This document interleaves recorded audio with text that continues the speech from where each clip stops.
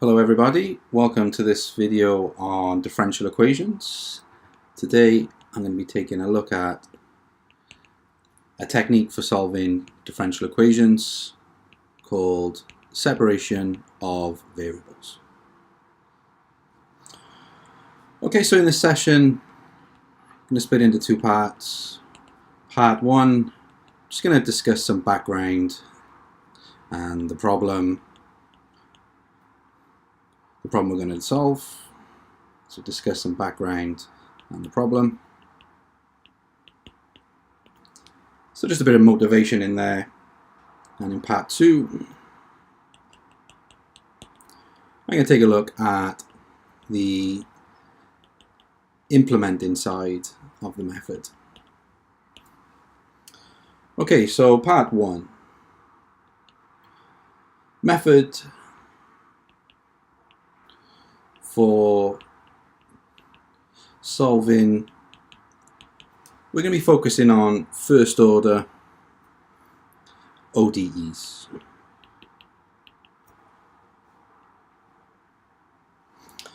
Okay, so the kinds of things we're going to be dealing with, the first order, so we have some dy dx, we're going to have a function y, and this varies according to x, and of course x is our independent variable.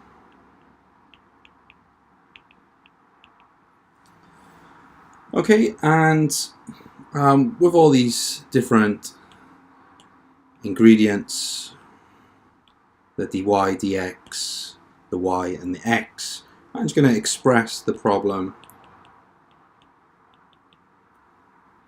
or problems in general, keeping the dy dx on its own on the left hand side, and then just everything else that isn't dy dx, we just lump it on the right hand side.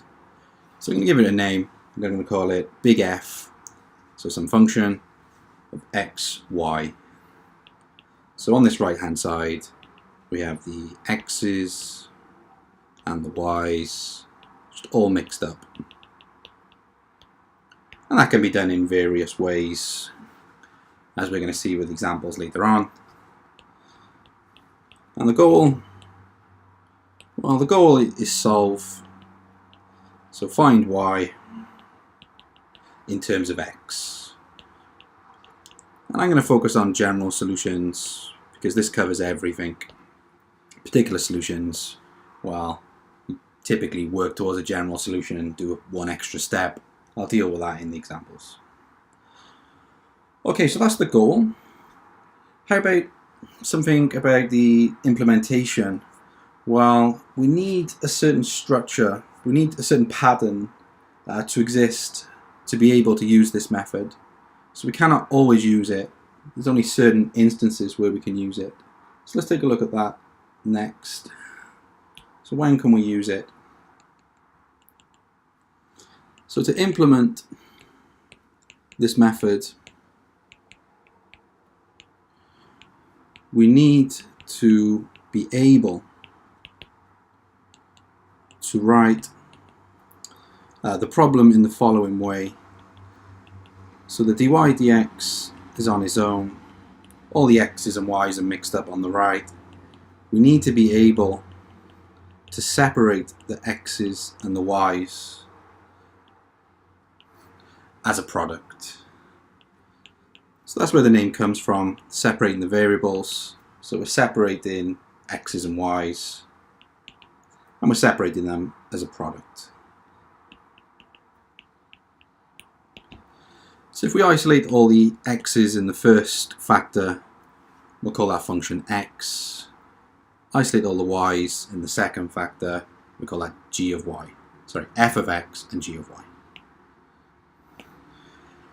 Okay, so assuming we can do that, what do we do next to get into the solution? Well, we need to rewrite all the y's on the left hand side and all the x's on the right. Okay, so put all the y's on the left So I need to divide through by g of y and keep f of x on the right hand side. So the way I remember this is if I see the y in the top there, put all the y's on the left hand side, put them all on that side.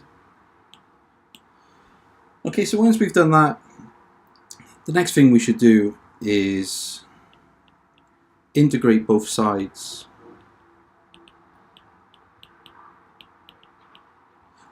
And we're going to integrate with respect to x. Let's see what happens if we integrate both sides of this with respect to x. So if we build our integral, so just pop this integral symbol on the left and the dx on the right, the integral there and the dx there on both sides. Well, what we notice is effectively these dx's are going to cancel.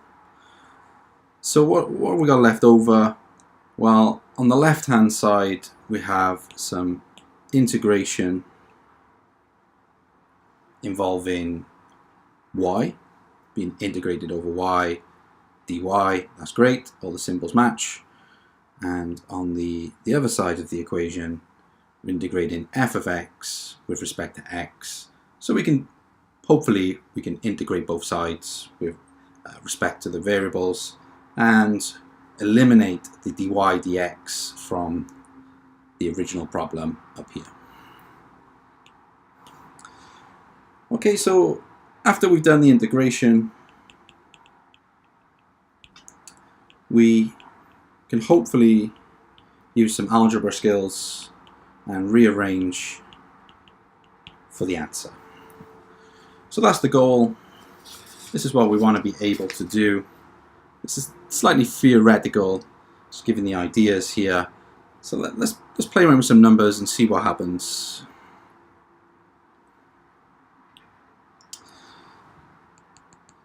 Let's take a look at a simple example. It's pointless looking at tough examples. We're trying to build this up from the bottom, which means we need to look at some simple ideas before we jump in to the more complicated stuff. So dy dx is x squared y. So can we use the method of separating variables here? Well, to use this method, we need to be able to split the variables on the right hand side, and we can see that's easy enough. X squared has x inside, separated from the y, so f of x is x squared. The y just appears by itself. There's a multiply there, so the g, oops, that should be y. So the g of y is just y. Okay, so we can use the method because we can separate the variables. So what we saw on the previous page is that we should collect all the y's on the left hand side. So 1 over y dy dx is the same as x squared. So I haven't done much here really, just divided through by y to get all the y's on the one side. And then we saw if you integrate both sides with respect to x, something nice happens. We're left with two integration problems. So the left hand side and the right hand side like this. And the nice thing is the dx's cancel. So we have a problem just involving y on the left. In our case, we need to integrate 1 over y with respect to y. This is the natural log of y. And on the right hand side, we need to integrate x squared, standard integral, go up a power, divide by the power. So the next thing to say is, where do we put the constant of integration? Well, it's a bit pointless putting them on both sides. Log y plus c x cubed over 3 plus c. That's a bit pointless. I normally just pop it on the end. I just do it on the right hand side. I don't do it on the left. Okay, that deals with that problem. So I've got an expression, actually an equation, using x's and y's with some constant. Okay, great. So the next step is to try to isolate y. This is the answer, y in terms of x. So to do that, I need to reverse out the natural log. The inverse function of natural log is the exponential function. So take e of both sides. We're left with y equals e to the power x cubed over 3 plus c, which we could write using our rules as indices as e to the power x cubed over 3 times e to the c, and that e to the c, well, it's just some number, so I'm going to give it a new name. I'm going to call it big A. So here's my answer to this problem. Y equals a e to the x cubed over 3, a is some constant. So there you go, there's our first example of separating the variables. The focus isn't on problem solving, it's more on the theoretical side at the moment. So I'm going to check my answer, see if it makes sense. So if y equals a e to the power x cubed over 3, is this truly a solution? Let's check. So we wouldn't normally do this. We're just trying to build up some ideas and a feel for this. So I'm going to do it in this case. So how do we differentiate a e to the power x cubed over 3? Well, I need a standard integral. Oh, sorry, a standard derivative. If you differentiate e to the power of some function, while you differentiate the power and bring it down, and you multiply, this is your standard integral, derivative, your standard derivative. So let's do that here. So differentiate the power, that goes to x squared. So if we differentiate x cubed over 3, 3 comes down, cancels off the third, power goes down from 3 to 2.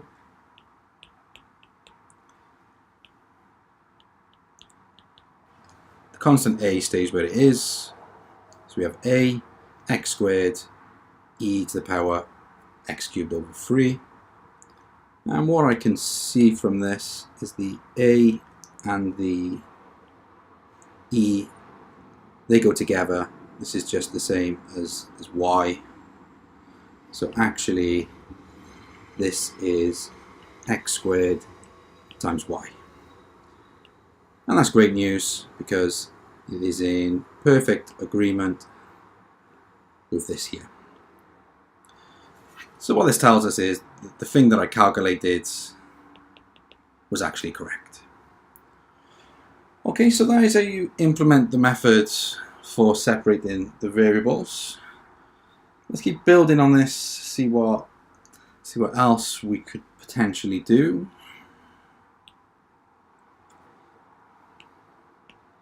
So the next question, same method, dy dx. Just going to pick some functions.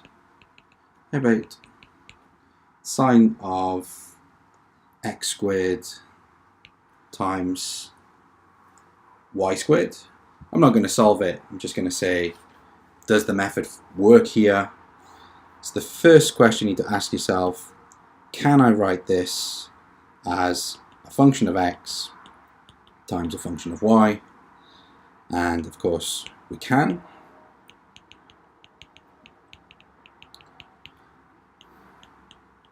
F of x is sine x squared and g of y is just y cubed.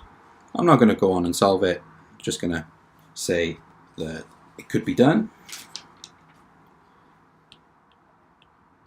How about this one? Sine of xy. Could we use this method of separating the variables? So can we split this up as f of x times g of y? And of course we can't. The x's and y's are inside of the function sine. We cannot separate them. The method doesn't work for this case.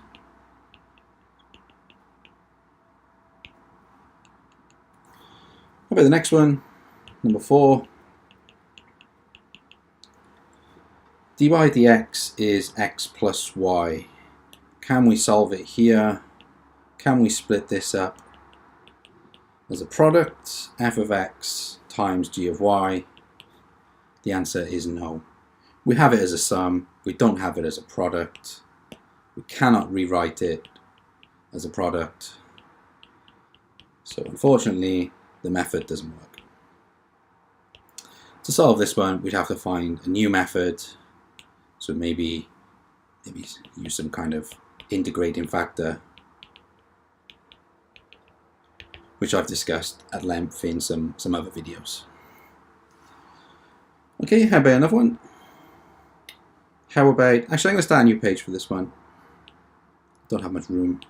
So let's go to a new page for number 5. How about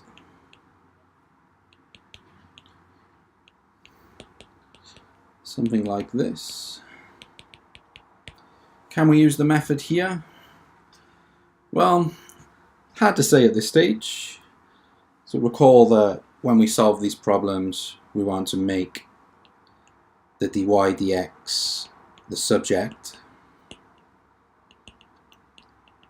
So let's do that. So let's isolate dy dx. So I'll take the plus 1 over to the other side as a minus 1. And then I'm going to divide through by y squared plus 1. So I have it in the format which I want. That's the way I've studied it from a theoretical point of view. So the question is now, can I write this as f of x, so function of x, times g of y, function just using y? And with some thought, you can see something like this works perfectly well. So we split the fraction up. The top has all the x's, call this f of x. The bottom has all the y's, but it's a divide. Divide is the same as times by 1 over. So my g of y is 1 over y squared plus 1. And yes, it can be used. The method of separating the variables can be used. So maybe we'll take this one a bit further, see what happens if we use the method. I still feel there's a few question marks here. I just feel it's not going to fall out as nice as the other one. So let's try it. So write all the y's on the left hand side. So dy by dx, which means the y's go on the left. So if y squared plus 1 dy dx is x squared, take away 1. So all I've done is I've multiplied the equation. So the equation I'm working with is this one. I've multiplied through by y squared plus 1. Okay, and next I need to integrate with respect to x.